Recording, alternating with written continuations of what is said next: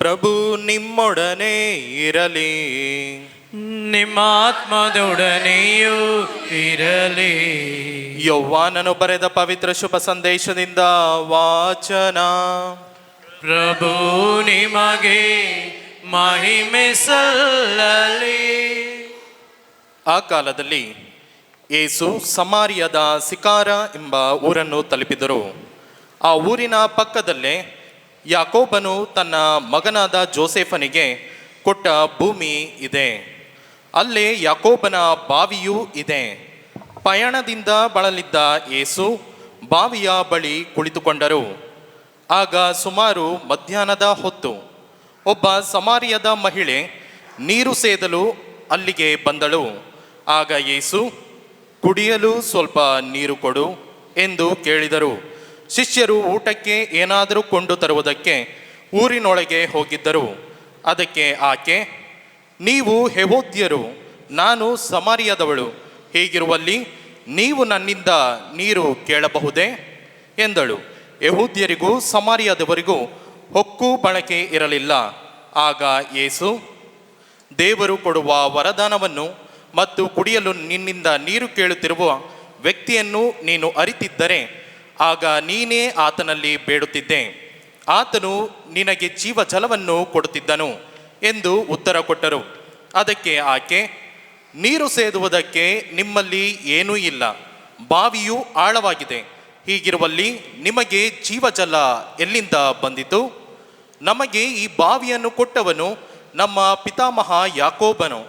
ಆತನು, ಆತನ ಮಕ್ಕಳು ಮತ್ತು ದನಕರುಗಳು ಇದೇ ಬಾವಿಯ ನೀರನ್ನು ಕುಡಿದರು. ಅಂತ ಪಿತಾಮಹನಿಗಿಂತ ತಾವು ದೊಡ್ಡವರೋ ಎಂದಳು. ಆಗ ಯೇಸು, ಈ ನೀರನ್ನು ಕುಡಿಯುವ ಎಲ್ಲರಿಗೂ ಮತ್ತೆ ದಾಹವಾಗುತ್ತದೆ, ಆದರೆ ನಾನು ಕೊಡುವ ನೀರನ್ನು ಕುಡಿದವನಿಗೆ ಎಂದಿಗೂ ದಾಹವಾಗದು.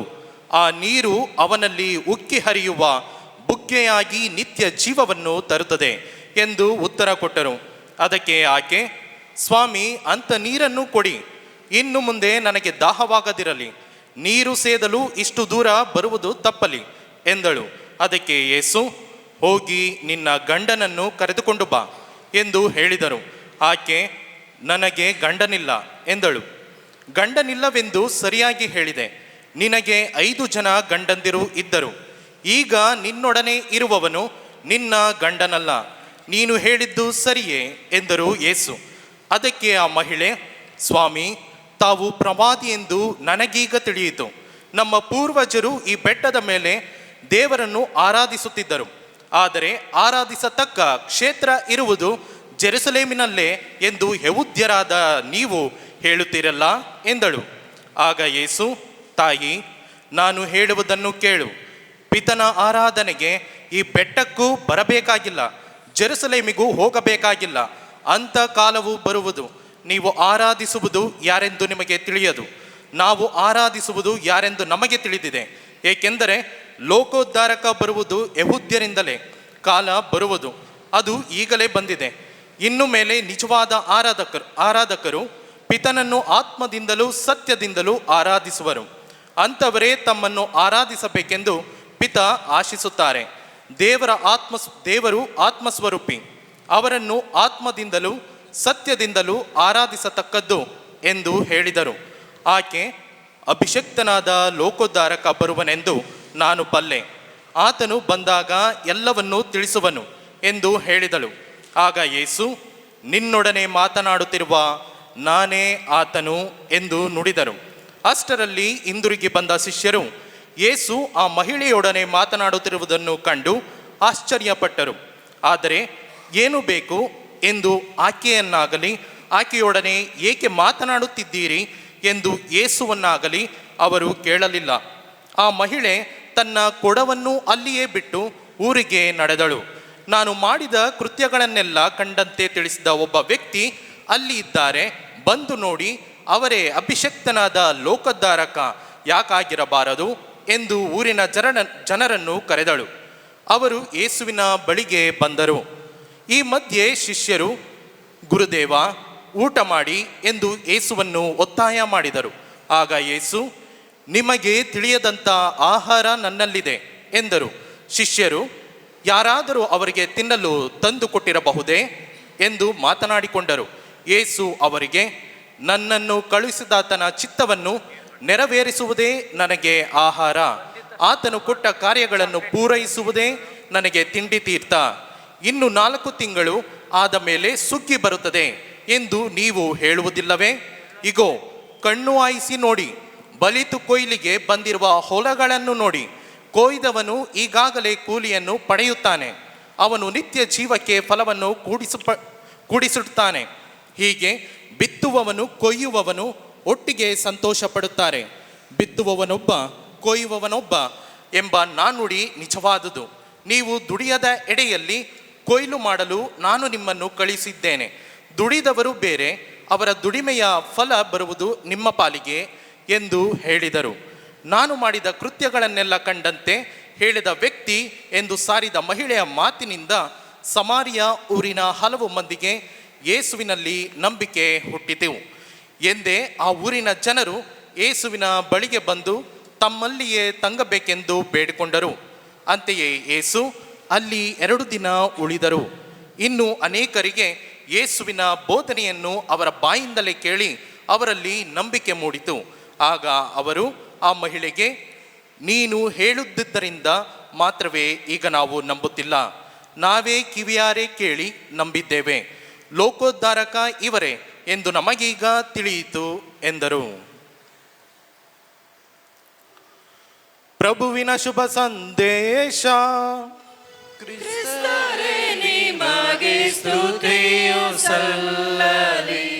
ಪ್ರೀತಿಯ ಸಹೋದರ ಸಹೋದರಿಯರೇ, ಗುಡ್ ಮಾರ್ನಿಂಗ್.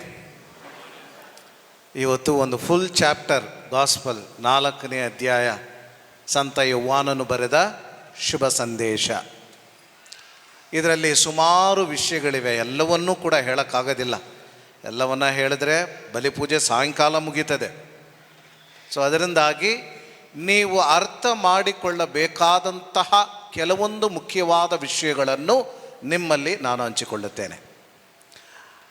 ಈ ಪ್ರಬೋಧನೆಯಲ್ಲಿ ಹೆಚ್ಚು ಗಮನ ಕೊಡಬೇಕು. ಡಿಸ್ಟ್ರ್ಯಾಕ್ಟ್ ಆದರೆ ಅರ್ಧ ಅರ್ಥ ಆಗೋದಿಲ್ಲ. ಅದರಿಂದಾಗಿ ಗಮನದಿಂದ ಕೇಳಿಸ್ಕೋಬೇಕು. ಕೆಲವೊಂದು ವಿಷಯಗಳು ನಿಮಗೆ ಒಂದ್ಸಲಿ ಹೇಳಬೇಕಾದ್ರೆ ಅದು ಮನದಟ್ಟಾಗೋದಿಲ್ಲ. ಆದರೂ ಕೂಡ ಇಂತಹ ವಿಷಯಗಳು ಇವೆ ಎನ್ನುವ ವಿಷಯವನ್ನು ನೀವು ಮನದಲ್ಲಿ ಇರಿಸಿಕೊಳ್ಳಿ, ಅಷ್ಟು ಮಾತ್ರ ಸಾಕು. ಈ ಶುಭ ಸಂದೇಶವನ್ನು ಧ್ಯಾನಿಸುವುದಕ್ಕೆ ಮುನ್ನ ಸಾಧಾರಣವಾಗಿ ಈ ವಾಕ್ಯಗಳನ್ನು ಓದುವವರು ಒಂದು ತಪ್ಪು ಅರ್ಥವನ್ನು, ಒಂದು ತಪ್ಪು ಕಲ್ಪನೆಯನ್ನು ಅವರು ತನ್ನ ಮನಸ್ಸಲ್ಲಿ ಇರಿಸಿಕೊಳ್ಳುತ್ತಾರೆ. ಏನಂತ ಹೇಳಿದ್ರೆ, ಈ ಸಮಾರ್ಯದ ಮಹಿಳೆ ಒಂದು ಪಾಪಿ. ಸಮಾರ್ಯದ ಮಹಿಳೆ ಒಂದು ಪಾಪಿ. ನಿಜವಾಗ್ಲೂ ಆಕೆ ಪಾಪಿನ? ಖಂಡಿತವಾಗಿಲ್ಲ. ಯಾಕೆ ಹೇಳ್ತೀವಿ? ಯಾಕಂತ ಹೇಳಿದ್ರೆ ಇಂದಿನ ಶುಭ ಸಂದೇಶದಲ್ಲಿ 2 ಮುಖ್ಯವಾದ ವಿಷಯಗಳು ಬರ್ತವೆ. ಆ 2 ವಿಷಯಗಳನ್ನು ನಾವು ಮನದಲ್ಲಿ ಇಟ್ಟುಕೊಂಡು ಆಕೆ ಒಳ್ಳೆಯವಳಲ್ಲ ಎನ್ನುವ ಒಂದು ನಿರ್ಧಾರಕ್ಕೆ ನಾವು ಬರ್ತೀವಿ. ಮೊದಲನೇದು ಏನಂತ ಹೇಳಿದ್ರೆ, ಆಕೆ ಮಧ್ಯಾಹ್ನದ ವೇಳೆ ನೀರನ್ನು ಸೇದಲು ಬರ್ತಾಳೆ. ಸಾಧಾರಣವಾಗಿ ಮಹಿಳೆಯರು ಯಾವಾಗ ಬರ್ತಾರೆ? ಬೆಳಗ್ಗೆ ಬರ್ತಾರೆ, ಇಲ್ಲಾಂದರೆ ಸಾಯಂಕಾಲ ಬರ್ತಾರೆ. ಇವರು ಯಾರೂ ಬೇಡ ಅಂತ ಹೇಳುವಾಗ ಅವರು ಮಧ್ಯಾಹ್ನ ಬರ್ತಾರೆ. ಕೆಲವರು ಏನು ಹೇಳ್ತಾರೆ, ಈಕೆ ಮಧ್ಯಾಹ್ನ ಬಂದಿದ್ದು ಇವರು ಯಾರ ಜೊತೆನೂ ಸೇರಬಾರ್ದು ಅಂತ, ಅಥವಾ ಯಾರೂ ಈಕೆ ಜೊತೆ ಸೇರೋದಿಲ್ಲ ಏಕೆಂತ ಹೇಳಿದ್ರೆ ಅವಳ ನಡತೆ ಸರಿಯಿಲ್ಲ ಎಂಬುದಾಗಿ ಅಪಾರ್ಥ ಮಾಡ್ಕೋತಾರೆ. That's not the fact. ಎರಡನೇದಾಗಿ ಯೇಸು ಸ್ವಾಮಿ ಹೇಳ್ತಾರೆ ಆಕೆಗೆ, ನಾನು ನಿನಗೆ ಜೀವವನ್ನು ಕೊಡುವ ನೀರನ್ನು ಕೊಡ್ತೀನಿ, ಆದರೆ ನೀನು ಹೋಗಿ ನಿನ್ನ ಗಂಡನನ್ನು ಕರ್ಕೊಂಡು ಬಾ, ನಿನ್ನ ಪತಿಯನ್ನು ಕರ್ಕೊಂಡು ಬಾ. ಆಕೆಗೆ 5 ಜನ ಗಂಡಂದಿರಿದ್ದರು, ಈಗ ಇರುವವನು ಕೂಡ ಆಕೆಯ ಗಂಡನಲ್ಲ. ಈ 2 ವಾಕ್ಯಗಳಿಂದ ಈ ಮಹಿಳೆಯನ್ನ ತಪ್ಪಾದ ಮಹಿಳೆ ಎನ್ನುವ ಒಂದು ನಿರ್ಧಾರಕ್ಕೆ ಸಾಧಾರಣವಾಗಿ ಜನ ಬರ್ತಾರೆ. ಆದರೆ ಆಕೆ ತಪ್ಪಾದವಳು ಅಲ್ಲ. ಇದು ಮೊದಲ ವಿಷಯ. ಎರಡನೇದಾಗಿ, ಈ ಶುಭ ಸಂದೇಶವನ್ನು ಸಂತ ಯೋಹಾನನು ಬರೆಯಬೇಕಾದ್ರೆ ಆ ಸಮಾರ್ಯದ ಮಹಿಳೆಗೆ ಹೆಸರನ್ನು ಕೊಡೋದಿಲ್ಲ. ಒಂದು ದೊಡ್ಡ ಅಧ್ಯಾಯವನ್ನೇ ಆಕೆಗೋಸ್ಕರ ಸಮರ್ಪಿಸಿದಂತಹ ಸಂತ ಯೌವಾನ ಆಕೆಯ ಹೆಸರನ್ನು ಬರೆಯೋದಿಲ್ಲ. ಉದಾಹರಣೆಗೆ ಹೇಳುವುದಾದರೆ ಈ ಥರ ಇನ್ನಿತರ ಶುಭ ಸಂದೇಶಗಳಲ್ಲಿ ನಾವು ನೋಡ್ತೀವಿ. ಮೊನ್ನೆ ಯೇಸು ಸ್ವಾಮಿ ಒಂದು ಸಾಮತಿಯನ್ನು ಹೇಳ್ತಾರೆ, ಶ್ರೀಮಂತ ಬಡವ. ಶ್ರೀಮಂತ ಒಳ್ಳೆಯ ಹಬ್ಬ ಆಚರಣೆಗಳನ್ನು ಮಾಡ್ತಾನೆ, ಬಡವ ಆತನ ಮೇಜಿನಿಂದ ಬೀಳುವಂತಹ ರೊಟ್ಟಿ ತುಂಡುಗಳಿಗೋಸ್ಕರ ಕಾಯ್ತಿದ್ದಾನೆ ಎಂಬುದಾಗಿ. ಆದರೆ ಶ್ರೀಮಂತನಿಗೆ ಹೆಸರನ್ನು ಕೊಡಲಿಲ್ಲ, ಬಡವನಿಗೆ ಲಾಜರ್ ಎನ್ನುವ ಹೆಸರನ್ನು ಕೊಡ್ತಾರೆ. ಪ್ರೀತಿಯ ಸಹೋದರ ಸಹೋದರಿಯರೇ, ಇದು ಅತಿ ಮುಖ್ಯವಾದ ಒಂದು ವಿಷಯ. 4ನೇ ಅಧ್ಯಾಯದಲ್ಲಿ ಸಂತ ಯೌವಾನ ಮಾತನಾಡ್ತಾನೆ ಅಂತ ಹೇಳಿದ್ರೆ ಆಕೆಗೆ ಹೆಸರನ್ನು ಕೊಟ್ಟಿರಬೇಕು. ಅಷ್ಟೊಂದು ಯೇಸು ಸ್ವಾಮಿ ಮಾತನಾಡ್ತಾರೆ. ಯಾಕೆ ಹೆಸರನ್ನು ಕೊಡಲಿಲ್ಲ ಅಂತ ಹೇಳಿದ್ರೆ, ಅಲ್ಲಿ ಸಮಾರ್ಯದ ಮಹಿಳೆ ಎನ್ನುವುದು ಒಂದು ಮಹಿಳೆಯನ್ನು ಸೂಚಿಸಬಹುದು ಅಥವಾ ಒಂದು ಜನಾಂಗವನ್ನು ಸೂಚಿಸಬಹುದು. ಸಮಾರ್ಯದ ಜನ ಎನ್ನುವುದನ್ನು ಸಮಾರ್ಯ ಮಹಿಳೆ ಅಂತ ಹೇಳಬಹುದು. ಇದು ಹಿನ್ನೆಲೆ. ಎರಡನೇದಾಗಿ ಯೇಸು ಸ್ವಾಮಿ ಈ ಮಹಿಳೆಯನ್ನು ಎಲ್ಲಿ ಸಂಧಿಸ್ತಾರೆ ಅಂತ ಹೇಳಿದ್ರೆ, ಶಿಕಾರ್ ಎನ್ನುವ ಸ್ಥಳ. ಎಲ್ಲಿದೆ ಈ ಶಿಕಾರ್? ಈ ಶಿಕಾರ್ ಇರುವ ಸ್ಥಳದ ಮುಖ್ಯತ್ವ ಏನು? ಇದು ಶೆಕೆಮ್ ಎನ್ನುವ ಒಂದು ಸ್ಥಳದಲ್ಲಿ ಇರುವಂತಹ ಒಂದು ಚಿಕ್ಕದಾದಂತಹ ಸ್ಥಳದ ಹೆಸರು ಶಿಕಾರ್. ಈ ಶೆಕೆಮ್ ಎಲ್ಲಿ ಇರುತ್ತೆ ಅಂತ ಹೇಳಿದ್ರೆ, 2 ಬೆಟ್ಟಗಳ ಮಧ್ಯೆ ಇರ್ತದೆ. ಈ 2 ಬೆಟ್ಟಗಳು ಯಾವುದಂತ ಹೇಳಿದ್ರೆ, ಜೆರಿಸಿಮ್ ಎನ್ನುವ ಬೆಟ್ಟ, ಇಬಾಲ್ ಎನ್ನುವ ಬೆಟ್ಟ. ಈ ಜೆರಿಸಿಮ್, ಇಬಾಲ್ ಈ ಬೆಟ್ಟಗಳಿಗೆ ಇರುವಂತಹ ಮುಖ್ಯತ್ವ ಏನು? ಇಸ್ರಾಯೇಲ್ ಜನಾಂಗ ಈಜಿಪ್ಟ್ ದೇಶದಿಂದ ಮತ್ತೆ ಹೊರಬಂದಾಗ ಅವರು 10 ಕುಟುಂಬಗಳು ಜೆರಿಸಿಮ್ ಬೆಟ್ಟದ ಮೇಲೆ, 2 ಕುಟುಂಬಗಳು ಇಬಾಲ್ ಬೆಟ್ಟದ ಮೇಲೆ ನಿಂತುಕೊಂಡು ದೇವರಿಗೆ ವಾಗ್ದಾನ ಮಾಡಿಕೊಡ್ತಾರೆ. ದೇವರೇ, ನಿಮ್ಮನ್ನು ನೀವು ಕೊಡುವ ಆಜ್ಞೆಗಳನ್ನು ನಾವು ಪಾಲಿಸ್ತೀವಿ, ನಿಮ್ಮ ಆಶೀರ್ವಾದದಲ್ಲಿ ನೆಲೆಯುತ್ತೀವಿ. ಒಂದು ವೇಳೆ ನೀವು ಕೊಡುವ ಆಜ್ಞೆಗಳನ್ನು ನಾನು ಪಾಲಿಸದೇ ಇದ್ದರೆ ನಮಗೆ ಶಾಪ ಎಂಬುದಾಗಿ ವಾಗ್ದಾನ ಮಾಡ್ತಾರೆ. ಮಾತ್ರವಲ್ಲದೆ ಜೋಸೇಫನನ್ನು ಈಜಿಪ್ಟ್ ದೇಶಕ್ಕೆ ಮಾರಿದಂತಹ ಸ್ಥಳ ಶೆಕೆಮ್. ಅಂತಹ ಸ್ಥಳದಲ್ಲಿ ಯಾಕೋಬನಿಗೆ ಒಂದು ಕೊಳವಿತ್ತು. ಪ್ರೀತಿಯ ಸಹೋದರ ಸಹೋದರಿಯರೇ, ಅಂದಿನ ಕಾಲದಲ್ಲಿ ಈ ಕೊಳ ಬಾವಿ ಅನ್ನೋದು ಅತಿ ದೊಡ್ಡದಾದಂತಹ ಒಂದು ಆಸ್ತಿ. ಅದರಲ್ಲಿ ನೀರು ಬಂದರೆ ಅತಿ ದೊಡ್ಡದಾದಂಥ ಒಂದು ಆಸ್ತಿ. ಹೀಗೆ ದೇವರು ಆ ಕೊಳದಲ್ಲಿ, ಆ ಬಾವಿಯಲ್ಲಿ ನೀರನ್ನು ಕೊಡ್ತಾರೆ ಎನ್ನುವುದು ಅವರ ನಂಬಿಕೆ. ಈಗ ಯಾಕೋಬನು ಒಂದು ಬಾವಿಯನ್ನು ತೋಡ್ತಿರ್ಬೇಕಾದ್ರೆ ಅದರಲ್ಲಿ ನೀರನ್ನು ಆತನು ಪಡಿತಾನೆ, ತನಗೂ ತನ್ನ ಸಂತತಿಗೂ ಅದನ್ನು ವರ್ಗಾವಣೆ ಮಾಡ್ತಾನೆ. ಪ್ರೀತಿಯ ಸಹೋದರ ಸಹೋದರಿಯರೇ, ಇದು ಆ ಸ್ಥಳದ ಹಿನ್ನೆಲೆ. ಈ ಕೊಳ ಎಷ್ಟು ಆಳ ಅಂತ ಹೇಳಿದ್ರೆ 105 ಅಡಿಗಳ ಆಳ. ಇವತ್ತಿಗೂ ಇದೆ ಆ ಕೊಳ, ಇವತ್ತಿಗೂ ಇದೆ. ಹೋಲಿಲ್ಯಾಂಡ್ ಹೋಗೋರು ಶೆಕೆಮ್ಗೆ ಹೋಗೋದಿಲ್ಲ, ಕೆಲವರು ಮಾತ್ರ ಶೆಕೆಮ್ಗೆ ಹೋಗ್ತಾರೆ. ಯಾಕೆಂತ ಹೇಳಿದ್ರೆ ಅದು ಸ್ವಲ್ಪ ಗಡಿಬಿಡಿ ಆದಂತಹ ಒಂದು ಸ್ಥಳ, ಪ್ರೊಟೆಕ್ಷನಿಂದ ಹೋಗಬೇಕು. ಈಗ ಅದು ಚಾನ್ಸ್ ಇಲ್ಲ, ವಾರ್ ಮುಗಿಯೋ ತನಕ ಅದಕ್ಕೂ ಚಾನ್ಸ್ ಇಲ್ಲ. ಸೊ ಇವತ್ತಿಗೂ ಹೋದರೂ ಕೂಡ ನೀವು ಯಾಕೋಬನ ಕೊಳವನ್ನು, ಬಾವಿಯನ್ನು ಇವತ್ತಿಗೂ ನೋಡಬಹುದು. ಇದು ಎರಡನೇದು. ಮೂರನೇದು, ಈ ಸಮಾರ್ಯದವರು ಯಾರು? ಈ ಸಮಾರ್ಯದವರು ಯಾರು? ಇವರು ಯಹೂದ್ಯರ. ಇವರಿಗೆ ಯಾಕೆ ಜೆರುಸಲೇಮಿನಲ್ಲಿ ಒಂದು ಸ್ಥಳ ಸಿಗಲಿಲ್ಲ? ಇದಕ್ಕೆ ಒಂದು ಹಿನ್ನೆಲೆ ಇದೆ. ಅದೇನಂತ ಹೇಳಿದ್ರೆ, ಯೇಸು ಸ್ವಾಮಿ ಹುಟ್ಟುವುದಕ್ಕೆ ಮುನ್ನ 722 ವರ್ಷಗಳಲ್ಲಿ ಒಂದು ಯುದ್ಧ ಆಗುತ್ತೆ. ಅಸ್ಸೀರಿಯ ದೇಶದವರು ಇಸ್ರಾಯೇಲ್ ಜನರ ವಿರುದ್ಧ, 10 ಕುಟುಂಬಗಳ ವಿರುದ್ಧ ಒಂದು ಯುದ್ಧವನ್ನು ಮಾಡುವಾಗ ಆ ಯುದ್ಧದಲ್ಲಿ ಇಸ್ರಾಯೇಲ್ ಜನಾಂಗ ಸೋತು ಹೋಗ್ತಾರೆ. ಸೋತು ಹೋದಾಗ ಅವರನ್ನು ಗುಲಾಮರನ್ನಾಗಿ ಆ ದೇಶವನ್ನು ಬಿಟ್ಟು ಬೇರೆ ದೇಶಕ್ಕೆ ಕರ್ಕೊಂಡೋಗ್ತಾರೆ. ಕರ್ಕೊಂಡೋಗಿ 5 ದೇಶಗಳಲ್ಲಿ ಅವರಿಗೆ ವಾಸ ಮಾಡಲು ಅವರನ್ನು ತಳ್ಳುತ್ತಾರೆ. ಯಾವುದು 5 ದೇಶಗಳು? ಒಂದು ಬಾಬಿಲೋನ್, ಎರಡನೇದು ಕೂತ, ಮೂರನೇದು ಅವ್ವ, ನಾಲ್ಕನೇದು ಸಫರ್ವಾಯಿಮ್, ಐದನೇದು ಮರ್ತೋದೆ, ಹೇಳ್ತೀನಿ ಆದರೆ 5 ಸ್ಥಳಗಳಲ್ಲಿ ಅವರು ವಾಸವಾಗಿರ್ತಾರೆ. 5 ಸ್ಥಳಗಳಲ್ಲಿ ಅವರು ವಾಸವಾಗಿರ್ತಾರೆ. ತುಂಬ ಮುಖ್ಯ ಇವಲ್ಲ 5 ಸ್ಥಳ. ಇದಾದ ನಂತರ ಅವರು ಬಿಡುಗಡೆ ಹೊಂದಿ ಮತ್ತೆ ತಮ್ಮ ದೇಶಕ್ಕೆ ಬರ್ತಾರೆ. ಬಂದಾಗ ಈಗಾಗಲೇ ಸುಮಾರು ವರ್ಷಗಳು ಕಳೆದೋಗಿರ್ತದೆ.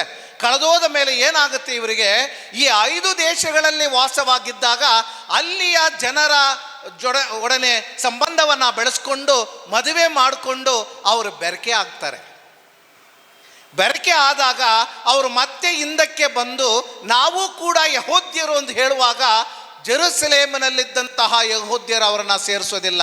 ನೀವು ಬೆರಕೆ, ನಿಮ್ಮನ್ನು ನಾವು ಸೇರಿಸೋದಿಲ್ಲ, ನೀವು ಅನ್ಯ ಜನರು ಜೊತೆ ಇರುವವರು, ಅನ್ಯ ದೇವತೆಗಳಿಗೆ ಆರಾಧನೆ ಸಲ್ಲಿಸುವವರು, ಆದ ಕಾರಣ ನಮ್ಮ ಸ್ಥಳದಲ್ಲಿ ನಿಮಗೆ ಸ್ಥಳ ಇಲ್ಲ, ನಮ್ಮ ದೇವಾಲಯದಲ್ಲಿ ನಿಮಗೆ ಸ್ಥಳ ಇಲ್ಲ ಎಂಬುದಾಗಿ ಹೇಳಿದಾಗ ಇವರೇನು ಹೇಳ್ತಾರೆ, ನೀವೇನು ಹೇಳೋದು, ನಾವು ನಿಮ್ಮನ್ನು ತಿರಸ್ಕರಿಸ್ತೀವಿ, ಜೆರುಸಲೇಮೇ ನಮಗೆ ಬೇಕಾಗಿಲ್ಲ, ಜೆರುಸಲೇಮಿನಲ್ಲಿ ನೀವು ಆರಾಧನೆ ಮಾಡಿದ್ರೆ ಜೆರುಸಲೇಮ್ ಬೆಟ್ಟದಲ್ಲಿ ನಾವು ಆರಾಧನೆ ಮಾಡ್ತೀವಿ ಎಂಬುದಾಗಿ ಅವರು ತಮ್ಮನ್ನೇ ಸಮಾರಿಯ ಪ್ರಾಂತ್ಯಕ್ಕೆ ಅಳವಡಿಸಿಕೊಳ್ಳುತ್ತಾರೆ. ಇಂಥವರು ಸಮಾರಿಯದವರು ಎಂದು ಕರೆಯಲ್ಪಟ್ಟರು. ಇವರಿಗೂ ಯಹೂದ್ಯರಿಗೂ ಯಾವಾಗೂ ಆಗ್ತಿರಲಿಲ್ಲ. ಸಾಧಾರಣವಾಗಿ ಯಹೂದ್ಯರು ಏನು ಹೇಳೋರು ಅಂತ ಹೇಳಿದ್ರೆ, ಇಂಥವರ ಜೊತೆ ಮಾತನಾಡೋದು ತಪ್ಪು, ಅವರು ಬಳಸುವ ಪಾತ್ರೆಗಳಲ್ಲಿ ನೀರು ಕುಡಿಯೋದು ಅಥವಾ ಊಟ ಮಾಡೋದು ಕೂಡ ಅಶುದ್ಧ ಎಂಬುದಾಗಿ ಅವರು ಘೋಷಣೆ ಮಾಡಿದ್ದರು. ಎಷ್ಟು ಮಟ್ಟಿಗೆ ಇವರಲ್ಲಿ ವಿರೋಧ ಇತ್ತು ಅಂತ ಹೇಳಿದ್ರೆ, ಈಗ ಒಂದು ಯಹೂದ್ಯನು ಸ್ಟ್ರೈಟಾಗಿ ನಡ್ಕೊಂಡು ಹೋದರೆ ಒಂದು 2 ಕಿಲೋಮೀಟ್ರಲ್ಲಿ ಸಮಾರ್ಯದ ಸ್ಥಳಗಳನ್ನು ಹೋಗ್ಬೋದು ಅಂತ ಹೇಳಿದ್ರೆ, ಒಂದು ವೇಳೆ ಅದನ್ನು ನಾವು ಅವಾಯ್ಡ್ ಮಾಡಿದ್ರೆ ಒಂದು 20 ಕಿಲೋಮೀಟರ್ ನಡಿಬೇಕು ಅಂತ ಹೇಳಿದ್ರೆ, ಈ doesn't mind walking 20 kilometres than passing through 2 kilometres. ಅಷ್ಟು ಮಟ್ಟಿಗೆ ಅವರಲ್ಲಿ ಆ ಒಂದು ಕೋಪ ಇತ್ತು. ಆದ ಕಾರಣ ಇವರು ಯಾವಾಗಲೂ ಬೆರೀತಾ ಇರಲಿಲ್ಲ. ಪ್ರೀತಿಯ ಸಹೋದರ ಸಹೋದರಿಯರೇ, ಇದು ಹಿನ್ನೆಲೆ, ಇಂದಿನ ಶುಭ ಸಂದೇಶದ ಹಿನ್ನೆಲೆ. ಈ ಹಿನ್ನೆಲೆಯಲ್ಲಿ ಯೇಸು ಸ್ವಾಮಿ ಬೇಕಂತಲೇ ಆ ಸ್ಥಳಕ್ಕೆ ಹೋಗ್ತಾರೆ. ಸಮಾರಿಯದ ಆ ಒಂದು ಸ್ಥಳಕ್ಕೆ ಹೋಗ್ತಾರೆ. ಶಿಕಾರ್ ಎನ್ನುವ ಸ್ಥಳಕ್ಕೆ ಹೋದಾಗ ಅಲ್ಲಿ ಮಹಿಳೆಯೊಬ್ಬಳು ಬಂದು ನೀರನ್ನು ಸೇದಲು ಬರುತ್ತಾಳೆ. ಇಲ್ಲಿ 3 ಮುಖ್ಯವಾದ ವಿಷಯಗಳನ್ನು ಯೇಸು ಸ್ವಾಮಿ ಮಾತನಾಡ್ತಾರೆ. 3 ಮುಖ್ಯವಾದ, ಎಲ್ಲವೂ ಕೂಡ ಆಧ್ಯಾತ್ಮಿಕವಾಗಿ ಏನು ನಾವು ಬಯಸುತ್ತೇವೋ ನಂಬುತ್ತೇವೋ ಆ ಒಂದು ಮುಖ್ಯವಾದ 3 ವಿಷಯಗಳನ್ನು ಕುರಿತು ಯೇಸು ಸ್ವಾಮಿ ಅವಳೊಡನೆ ಮಾತನಾಡ್ತಾರೆ. ಯಾವುದು ಈ 3 ವಿಷಯಗಳು? ಮೊದಲನೆಯದು, ಜೀವವನ್ನು ಕೊಡುವ ಜಲ ನಾನೇ. ಜೀವವನ್ನು ಕೊಡುವ ಜಲ ನಾನೇ. ಪ್ರವಾದಿಗಳಲ್ಲಿ ನಾವು ನೋಡ್ತೀವಿ, ಯಾವಾಗ ನೀರು ಜೆರುಸಲೇಮ್ ದೇವಾಲಯವನ್ನು ದಾಟಿ ಹಾದು ಬರುತ್ತೋ ಅದರಲ್ಲಿ ಜೀವ ಇದೆ. ಶುಭ ಸಂದೇಶದಲ್ಲಿ ಕೂಡ ನಾವು ಹೇಳ್ತೀವಿ, ಕುರುಡನೊಬ್ಬ ಯೇಸು ಸ್ವಾಮಿಯಲ್ಲಿ ಕೇಳ್ತಾನೆ, ಸ್ವಾಮಿ ನಾನು ಕೂಡ ಗುಣ ಹೊಂದಬೇಕು, ನೀವು ನಮ್ಮನ್ನು ಆಶೀರ್ವಾದ ಮಾಡಬೇಕು. ಯೇಸು ಸ್ವಾಮಿ ಕೇಳ್ತಾರೆ, ಗುಣ ಹೊಂದಬೇಕಾ ನೀನು ಅಂತ ಕೇಳಿದಾಗ, ಸ್ವಾಮಿ ನನ್ನ ಯಾರೂ ಕರ್ಕೊಂಡು ಹೋಗೋದಿಲ್ಲ, ಆ ಬೆಳಗ್ಗೆ ಬರುವಂತಹ ಜೀವ ಜಲದಲ್ಲಿ ನಾನು ನನ್ನನ್ನೇ ತೊಳ್ಕೊಂಡ್ರೆ ಆ ಗುಣವನ್ನು ನಾನು ಪಡಿತೀನಿ, ಆದರೆ ನನ್ನ ಯಾರೂ ಕರ್ಕೊಂಡು ಹೋಗೋದಿಲ್ಲ ಎಂಬುದಾಗಿ ಹೇಳ್ತಾನೆ. ಯೇಸು ಸ್ವಾಮಿ ನಿನಗೆ ಆರೋಗ್ಯವನ್ನು ನಾನು ಕೊಡ್ತೀನಿ ಅಂದರೆ ಅವರ ನಂಬಿಕೆ ಏನು ಅಂತ ಹೇಳಿದ್ರೆ, ಈ ಹರಿದು ಹೋಗುವ ನೀರಿನಲ್ಲಿ ಜೀವ ಇದೆ. ಅಂತಹ ಜೀವ ದೇವರು ಯಾಕೋಬನಿಗೆ ಕೊಟ್ಟ ಆ ಬಾವಿಯಲ್ಲಿದೆ ಎಂಬುದಾಗಿ ಹೇಳುವಾಗ ಯೇಸು ಸ್ವಾಮಿ ಹೇಳ್ತಾರೆ, ಆ ನೀರನ್ನು ಕುಡಿಯುವವನಿಗೆ ಮತ್ತೆ ದಾಹ ಬರುತ್ತೆ, ಆದರೆ ನನ್ನನ್ನು ಕುಡಿಯುವವನಿಗೆ ಎಂದಿಗೂ ದಾಹವಾಗದು. ಅವಳು ಅರ್ಥ ಮಾಡ್ಕೊಳ್ಳಿಲ್ಲ, ಆದರೆ ಹೋಗ್ತಾ ಹೋಗ್ತಾ ಅರ್ಥ ಮಾಡ್ಕೋತಾಳೆ. ಯೇಸು ಸ್ವಾಮಿ ನಿಜವಾದ ಜೀವವನ್ನು ಕೊಡುವ ಜೀವಜಲವಾಗಿದ್ದಾರೆ. ಒಂದು. ಎರಡನೇದಾಗಿ ಯೇಸು ಸ್ವಾಮಿ ಹೇಳ್ತಾರೆ, ದೇವರ ಆರಾಧನೆಗೆ ಸ್ಥಳ ಮುಖ್ಯ ಅಲ್ಲ, ಸಾಂಗ್ಯಗಳು ಮುಖ್ಯ ಅಲ್ಲ, ಆತ್ಮ ಮುಖ್ಯ. ಈ ಆತ್ಮದಲ್ಲಿ ಬರುವಂತಹ ನಿಜವಾದ ಆ ಒಂದು ಆರಾಧನೆ ಮುಖ್ಯ ಎನ್ನುವುದನ್ನು ಯೇಸು ಸ್ವಾಮಿ ಆಕೆಗೆ ಹೇಳ್ತಾಳೆ. ದೇವರನ್ನು ಆರಾಧಿಸೋದಕ್ಕೆ ಜೆರುಸಲೇಮ್ ಬೆಟ್ಟಕ್ಕೂ ಹೋಗಬೇಕಾಗಲಿಲ್ಲ. ನೀವು ಆತ್ಮದಿಂದಲೂ ಸತ್ಯದಿಂದಲೂ ನೀವು ದೇವರನ್ನು ಆರಾಧಿಸಬೇಕು. ಆ ಆತ್ಮವನ್ನು ಸತ್ಯವನ್ನು ಕೊಡುವಂಥವರು ಯೇಸು ಸ್ವಾಮಿ ಆಗಿರ್ತಾರೆ. ಮೂರನೇದಾಗಿ ಆಕೆಗೆ ಇನ್ನೊಂದು ಮಾತು ಹೇಳ್ತಾರೆ, ಮೆಸ್ಸಯ ಲೋಕೋದ್ಧಾರಕ ಬರುವುದು ಯಹೂದ್ಯರಿಂದ ನಿಮ್ಮಿಂದ ಅಲ್ಲ ಎಂಬುದಾಗಿ ಹೇಳ್ತಾರೆ. ಯಾಕೆ ಹೆಂಗೆ ಹೇಳ್ತಾರೆ ಅಂತ ಹೇಳಿದ್ರೆ, ಇದು ಆದಿಯಲ್ಲಿ ಮಾಡಿದಂತಹ ವಾಗ್ದಾನ, ಆದಿಯಲ್ಲಿ ಮಾಡಿದಂತಹ ಆಶೀರ್ವಾದ. ಯಾಕೋಬ ತನ್ನ ಮಕ್ಕಳನ್ನು ಕರೆದು ಅವರಿಗೆ ಆಶೀರ್ವಾದ ಮಾಡ್ತಾನೆ. ಮಾಡಿದಾಗ ಜೂದನ ನೋಡಿ ಹೇಳ್ತಾನೆ, ನಿನ್ನಿಂದ ಈ ಸಮಾಜವನ್ನು ಆಳುವವನು ಬರುತ್ತಾನೆ. ಇದು ಯೂದಾಗೆ ಕೊಟ್ಟಂತಹ ಮಾತು.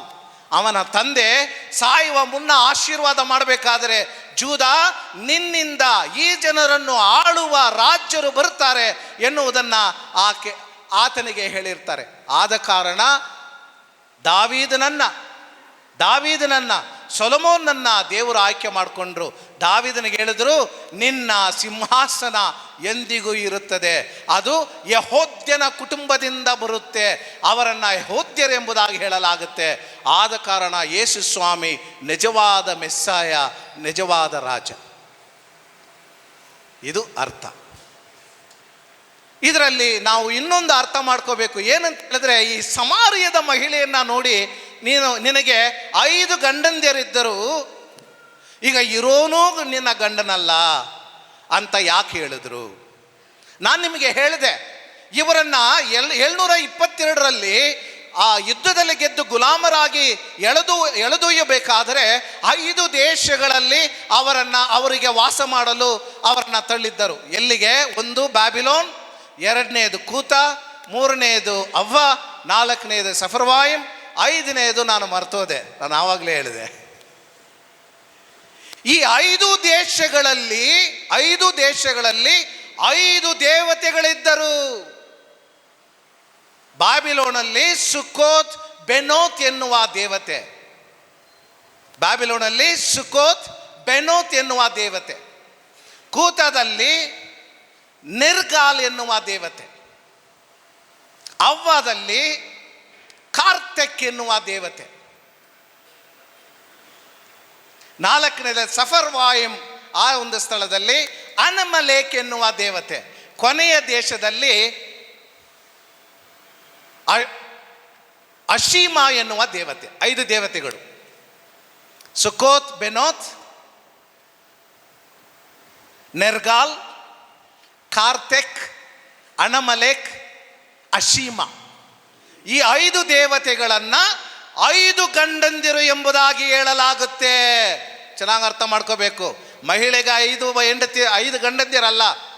ತಾಲ್ಮೂಡ್ ಪ್ರಕಾರ ಒಬ್ಬ ಮಹಿಳೆ 3 ಬಾರಿ ಮದುವೆ ಆಗಬಹುದಷ್ಟೇ.